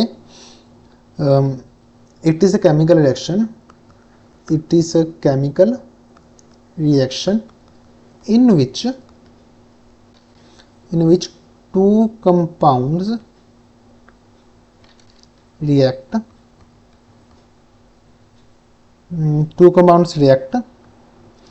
and positive ions and negative ions of two reactants switch TCS switch places या फिर interchange is known as double displacement. तो बेसिकली इसमें क्या हो रहा है कि ए एंड बी है, तो ये क्या है, A plus B minus plus C plus D minus. तो इसमें क्या हो रहा है, जो हमारा ये पॉजिटिव चार्ज है इन्होंने आपस में स्विच अपनी जगह रिप्लेस कर दी, है ना, इंटरचेंज कर दी। तो इस तरह की रिएक्शन को हम बोलेंगे डबल डिस्प्लेसमेंट रिएक्शन। अब हम आते हैं इसके दो तीन एग्जांपल्स पे। अगर हमें इसका एग्जांपल्स पढ़ना हो, इसका एक एग्जांपल क्या होगा, हमने ले लिया suppose Na2SO4 aqueous, sodium sulphate का सोल्यूशन ले लिया, तो उसको हमने रिएक्ट करवा दिया बेरियम क्लोराइड के साथ which is in form of aqueous. इससे हमारा बन गया barium sulphate in solid form plus NaCl in aqueous form. देखो ये तुम्हारा किसका एग्जांपल है, NaCl।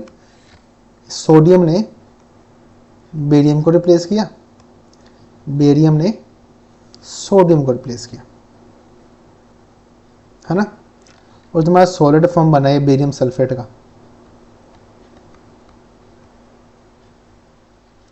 है ना, बेरियम सल्फेट का बना जो, इसका मतलब क्या है, ये तुम्हारा बना है प्रेसिपिटेट।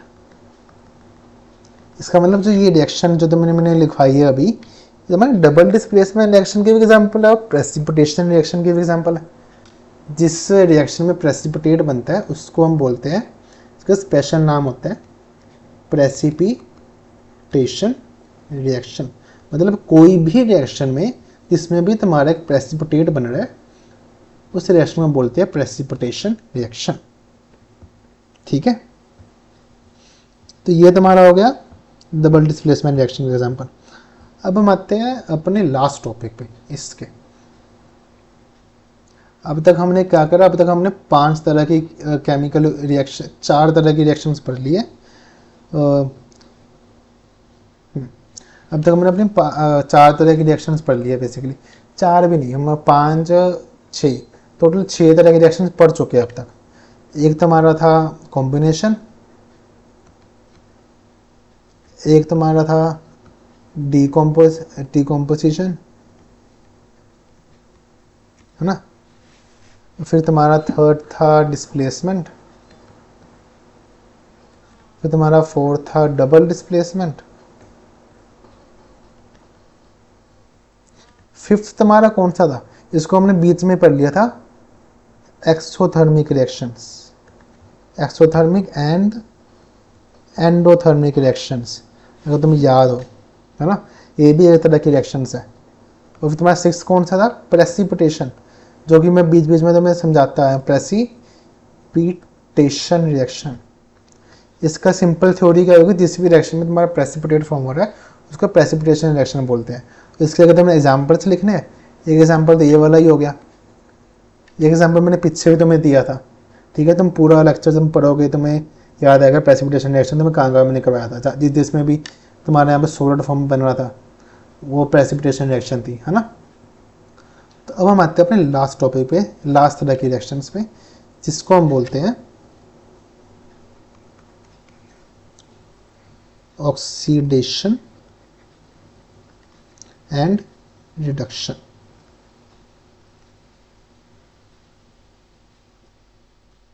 ठीक है,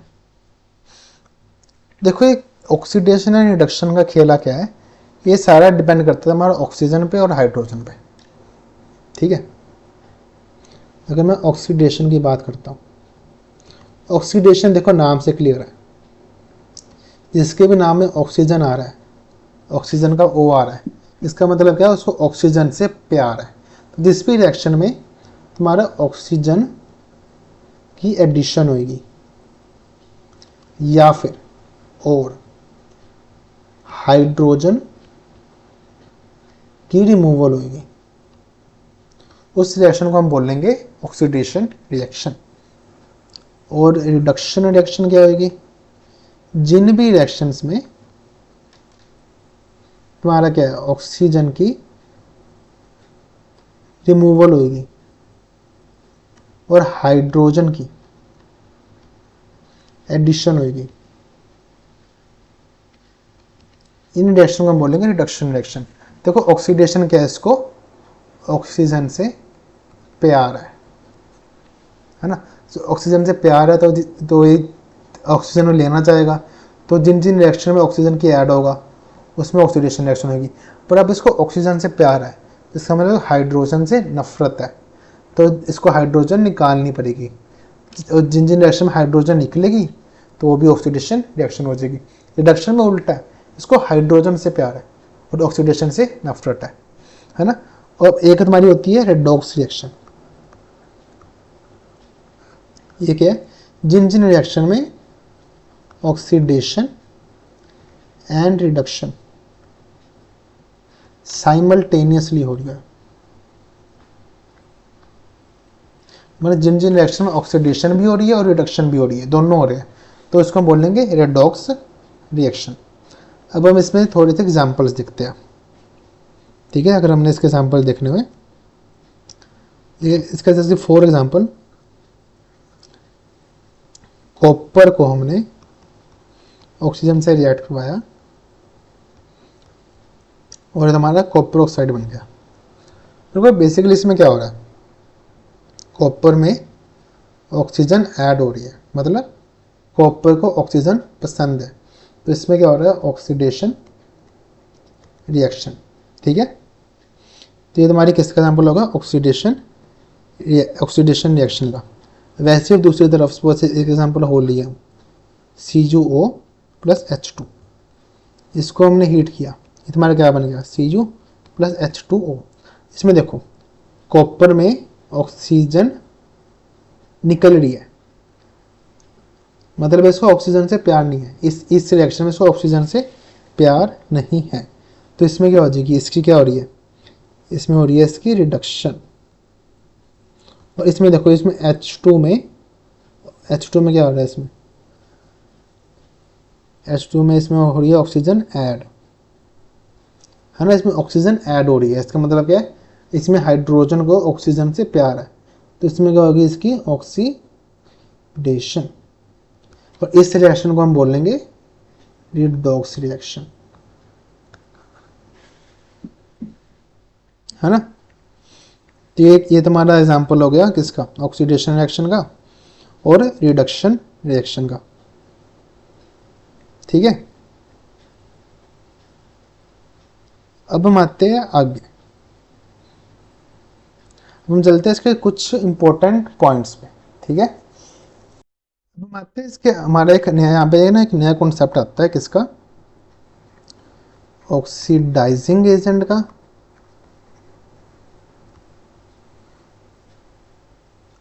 एक आता हमारा कॉन्सेप्ट होता है रिड्यूसिंग एजेंट का। तो इसमें बेसिकली क्या हो रहा है, ऑक्सीडाइजिंग एजेंट एक वो होता है जो हम एक रिएक्शन में डालते हैं जो कि सामने वाले सब्सटेंस को रिड्यूस कर दे। तो इसमें क्या होगा, अगर हम इसकी ना सबसे पहले क्या करते हैं, हम इसकी डेफिनेशन लिखते हैं। अगर मैंने ऑक्सीडाइजिंग एजेंट की डेफिनेशन लिखी है, it causes oxidation of another substance by accepting electron. It causes oxidation of another substance by accepting electrons। और reducing agent क्या क्या होगा, it causes reduction of another substance by donating electrons. तो basically इसमें क्या हो रहा है, ऑक्सीडाइजिंग एजेंट वो होता है जिसकी खुद की रिडक्शन हो रही है ना, पर सामने वाले ऑक्सीडेशन करवाए। और रिड्यूसिंग एजेंट कौन सा होता है, जिसकी खुद की ऑक्सीडेशन हो रही है पर सामने वाले की रिडक्शन करवाए, है ना। फॉर एग्जाम्पल लेते हैं हम इसमें, सपोज हमने एग्जाम्पल लिया, हमने कोई भी, चलो हमने ऊपर का एग्जांपल लेते हैं इसमें, है ना। देखो इसमें क्या हो रहा है तुम्हारा, तो तुम्हारा ये है H2 है ना। देखो इसकी हो रही है ऑक्सीडेशन, H2 की ऑक्सीडेशन हो रही है, पर यहाँ पे इसकी H2 की ऑक्सीडेशन कैसे हो रही है, इसने CuO का जो ऑक्सीजन है, तो ये वाला ऑक्सीजन है, इसने इसको एक्सेप्ट कर लिया, जिसकी वजह से H2O में कन्वर्ट हो गया और इसकी ऑक्सीडेशन होगी और इसने CuO की रिडक्शन करवा दी, है ना। तो इसको हम बोलेंगे रेड्यूसिंग एजेंट। इस केस में हमारा H2 रेड्यूसिंग एजेंट है, क्यों, क्योंकि इसने सामने वाले की रिडक्शन करवाई और खुद ऑक्सीडाइज हो गया, है ना। वैसे ही अगर हम CuO की बात करते हैं, जो CuO है इसने क्या करा, अपना ऑक्सीजन छोड़ दिया, ठीक है, और H2 को दे दिया। अब CuO ने क्या करवाया, H2 को करवाई ऑक्सीडेशन और खुद हो गया रिड्यूस। तो इसमें CuO तुम्हारा हो जाएगा ऑक्सीडाइजिंग एजेंट, है ना। CuO तुम्हारा हो जाएगा ऑक्सीडाइजिंग एजेंट, तुम्हारा H2 हो जाएगा रिड्यूसिंग एजेंट। क्यों, क्योंकि इसकी खुद की ऑक्सीडेशन होगी और सामने वाले की रिडक्शन करवा दी। और CuO क्या है, इसकी खुद की क्या होगी, रिडक्शन होगी, इसने सामने वाले की ऑक्सीडेशन करवा दी, ठीक है। तो यहाँ पे हमारा कॉन्सेप्ट आता है ऑक्सीडाइजिंग एजेंट का, रिड्यूसिंग एजेंट का, इस तरह से। अब हम आते हैं अपने लास्ट टॉपिक पे, हमने ऑक्सीडेशन रिएक्शन पढ़ ली। तो ऑक्सीडेशन रिएक्शन हमारे एवरीडे लाइफ में हम कई जगह पे देखते हैं, ठीक है। तो उसमें सबसे पहले हमारा आता है क्रोजन, सबसे पहले आता है क्रोजन। तो इसमें बेसिकली क्या होता है, कोई मेटल है, ठीक है, सपोज हमने मेटल लिया कोई, उसको हमने वैसी हवा में खुला छोड़ दिया, ठीक है। तो वो क्या करता है, वो इन्वायरमेंट में कोई भी एयर है ना, वाटर वेपर है, उससे रिएक्ट करके मेटल खराब होने लग जाता है, गलने लग जाता है एक तरह से, ठीक है। उसको हम बोलते हैं क्रोजन, ठीक है, मतलब वेस्टिंग ऑफ मेटल एक तरह से। तो इसका अगर हमने एग्जांपल लेना हो, अगर मैंने इसकी डेफिनेशन लिखनी हो, इसकी डेफिनेशन क्या होगी सिंपल टर्म्स में, ठीक है, मतलब कि wasting up of metal due to formation of its oxide या carbonates by reacting with atmospheric air, ठीक है। तो इसको हम बोलते हैं क्रोजन। तो इसका अगर हमने एग्जांपल लेना हो, इसके हमारे 2-3 एग्जांपल होते हैं। सबसे पहला एग्जांपल है हमारा रस्टिंग का, ठीक है। अब रस्टिंग में क्या होता है, जो हमारा आयरन है, ठीक है, जो हमारा आयरन है, आयरन तो हमारा रिएक्ट करता है ऑक्सीजन के साथ, आयरन रिएक्ट्स विद ऑक्सीजन, ठीक है। ये तुम्हारा फिर रिएक्ट करता है मॉइस्चर के साथ, रिएक्ट्स विद मॉइस्चर, ठीक है। और इसकी वजह से क्या होता है, आयरन के ऊपर ना तुम्हारी एक ब्राउन कलर की फिल्म जम जाती है जिसको हम बोलते हैं रस्ट। तो बेसिकली क्या है, तुमने कभी देखा होगा, तुमने कोई लोहे का गेट है, तुमने उसको ओपन में रख दिया, ठीक है, ओपन में रख दिया, तो काफ़ी समय बाद उसके बाद एक ब्राउनिश कलर की लेयर जमनी शुरू हो जाती है जिसको हम बोलते हैं रस्ट, ठीक है। तो इसमें अगर हमने लिखना हो, इसमें क्या होगा, iron when expose to air, ठीक है, it reacts with oxygen and moisture which results in formation of rust, ठीक है, जो कि तुम्हारा एक तरह से होता है रेडिश, तुम रेडिश ब्राउन, बोला ब्राउनिश कलर का एक लेयर्स जम जाती है, रेडिश ब्राउन पाउडर होता है। ये क्यों होता है, इसमें बेसिकली ऑक्सीडेशन रिएक्शन हो रही है, तो तुम्हारा आयरन है वो ऑक्सीडेशन रिएक्शन हो जाती है और ऑक्सीजन के साथ रिएक्ट करके ऑक्सीडेशन रिएक्शन हो जाती है उसकी, जिसकी वजह से वो रस्ट की फॉर्म में रस्ट उसके ऊपर जम जाती है, जिसको इसका कलर होता है रेडिश ब्राउन पाउडर, ठीक है। वैसे ही सिर्फ आयरन नहीं है, ऐसे बहुत सारे तुम्हारे मेटल्स हैं जो कि सेम कंडीशन को फॉलो करते हैं। फॉर एग्जांपल अगर मैं तुम्हारा लूँ कॉपर एंड सिल्वर, इनके साथ भी सेम यही होता है, ठीक है। जब तुम इसको एक्सपोज कर दोगे ये तुम्हारे ना खराब होना शुरू हो जाता है या फिर टार्निश होने शुरू हो जाते हैं जब तुम इसको ओपन मॉइस्चर में रख दोगे या ऑक्सीजन में रख दोगे। तो जो एक्सपोज एयर है ये उसके साथ रिएक्ट करके ये अपने ऊपर एक एक्स्ट्रा लेयर बना लेता है। कुछ जो मेटल है, तो कोई भी मेटल है, कॉपर है, सिल्वर है, आयरन है, वो तुम्हारा जब एक साथ एक्सपोज होता है ना, इसके ऊपर एक एक्स्ट्रा लेयर बन जाती है मेटल के ऊपर, ठीक है, एनवायरनमेंट से रिएक्ट करके मेटल के ऊपर, जो कि तुम्हारा ऑक्साइड्स हो सकता है, कार्बोनेट्स हो सकता है, कुछ भी हो सकते हैं depending on the different reaction, ठीक है। तो हमारी एक्स्ट्रा लेयर बन जाती है जिसकी वजह से हमारा मेटल खराब होना शुरू हो जाता है, टार्निश होना शुरू हो जाता है, या फिर जो उसकी चमक है वो ना ख़त्म होनी शुरू हो जाती है, जो उसकी वजह से तुम्हारा लगता है कि मेटल डल हो गया एक तरह से, उसकी शाइनिंग चलेगी, ठीक है। वो क्यों होती है, जब तुम उसको ओपन एयर में रखते हो उसकी ना ऑक्सीडेशन रिएक्शन हो जाती है, बेसिकली ऑक्सीडेशन रिएक्शन हो जाती है जिसकी वजह से उसके ऊपर एक एक्स्ट्रा लेयर बन जाती है। तो अब हमें अगर हमने इसकी रिएक्शन लिखनी हो आयरन की, तो ये क्या करता है, हमारा आयरन तुम्हारा ऑक्सीजन के साथ रिएक्ट करके from air, of course from air, और ये तुम्हारा रिएक्ट करता है मॉइस्चर के साथ H2O, हमें नहीं पता कितने मॉलिक्यूल है, कितने भी हो सकते हैं, मॉइस्चर, ये तुम्हारा बनाता है रस्ट, इसका फॉर्मूला होता है Fe2O3.XH2O, तो ये इसको बोलते हैं रस्ट, ये तुम्हारा रस्ट का केमिकल फॉर्मूला है। अगर हमें इसको बैलेंस करना है, तुम्हारा बैलेंस हो जाएगा इस तरीके से 2, हमारा ऑक्सीजन यहाँ पे हो जाएगा 3, ये हो जाएगा 4, ठीक है। ये तुम्हारी रस्टिंग की इक्वेशन आ गई, केमिकल इक्वेशन आ गई।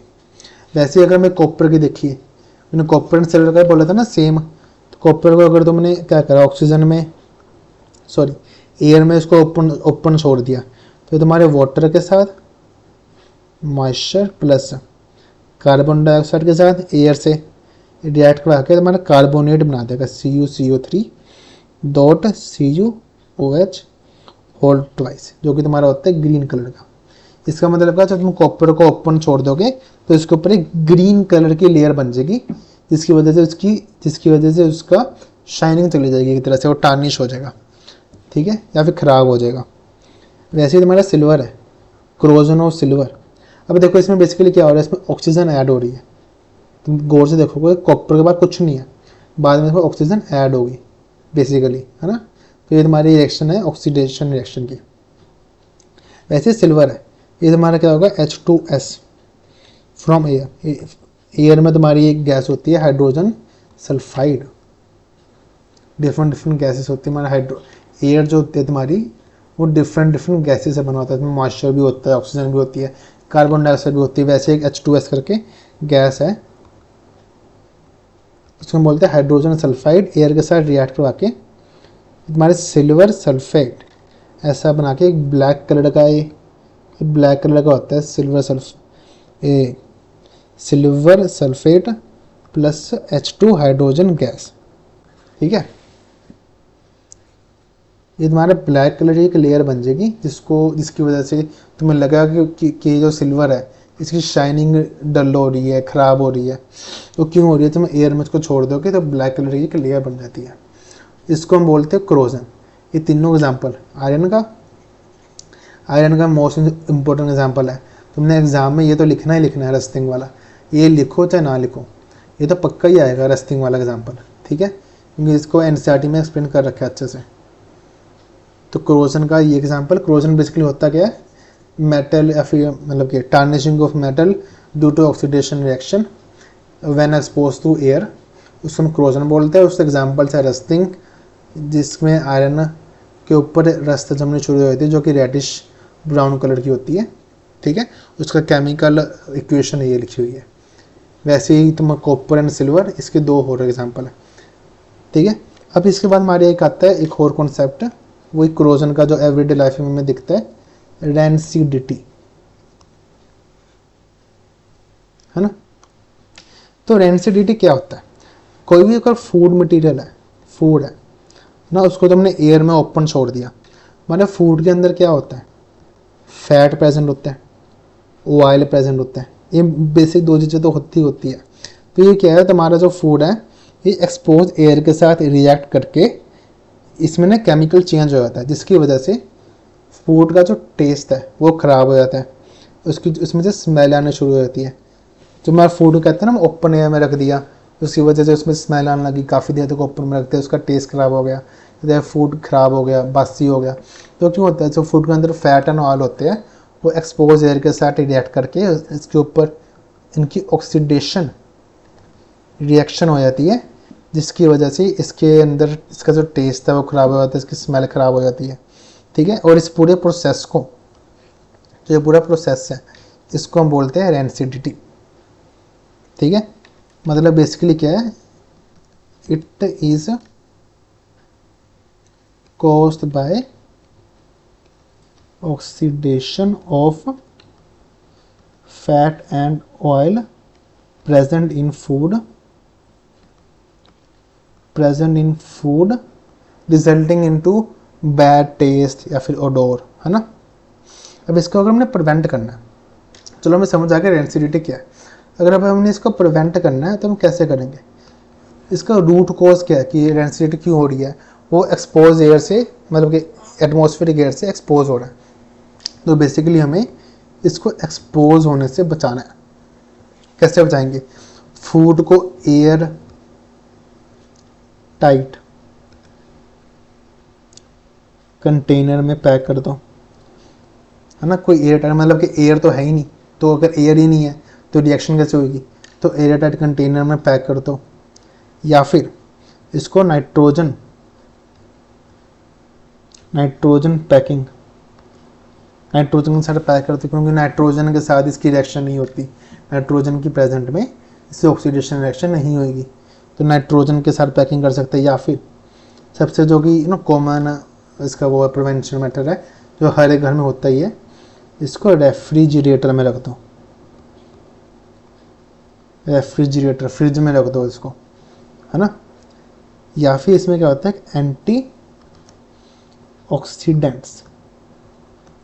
एंटीऑक्सीडेंट्स और प्रिजर्वेटिव्स,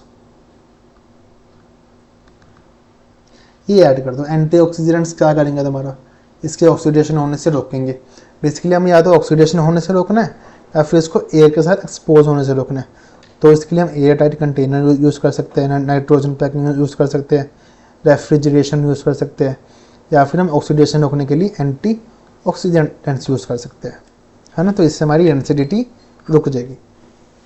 तो देखो यहाँ पे हमारा चैप्टर होता है ख़त्म, ये वाला हमने यहाँ पे पूरा पढ़ लिया। Rancidity, types of chemical reactions, chemical equations, सब कुछ हमने डिटेल में पढ़ लिया, है ना। तो इसका तुम क्या करना है, एक बार एनसीईआरटी से रीड कर लेना। अगर कुछ एनसीईआरटी में नहीं समझ आ रहा है, मैंने उसका word by word videos upload कर रखी है, तुम वो देख सकते हो। इससे क्वेश्चन सॉल्व कर लेना सारे जो एनसीईआरटी के अंदर दे रखे हैं या फिर बैक क्वेश्चन दे रखे हैं, उसको सॉल्व कर लेना। मैंने एनसीईआरटी के अंदर के तो दार ही दी है, अगले एक दो दिनों में बैक एक्सरसाइज क्वेश्चन भी मैं अपलोड कर दूंगा, ठीक है। बाकी इसको रीड जरूर करना एक बार। So thank you for watching.